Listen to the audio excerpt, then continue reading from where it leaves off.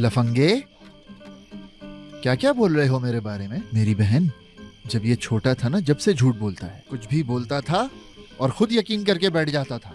बस अब जाने भी दे मुस्तफा कलीली। मुराद, फातेह, भाभी जिससे पूछ ले सब यही बताएंगे। जाने दो, बादशाह का गवाह खुद उसका वकील। भाई चाय बनाओ, पियेंगे? चाय बिल्कुल पियेंगे।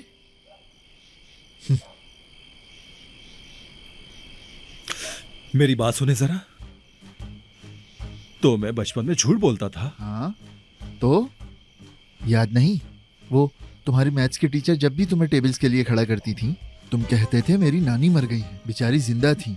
हर 2 महीने बाद अफसोस करने आ जाते थे, और जब बेचारी वाकई वफात पा गई तो किसी ने भी यकीन ही नहीं किया। वो तो जब उस्मान बाबा ने नमाजे जनाजा पढ़ाई तो सब अफसोस करने आए। ये तो सही कहा आपने।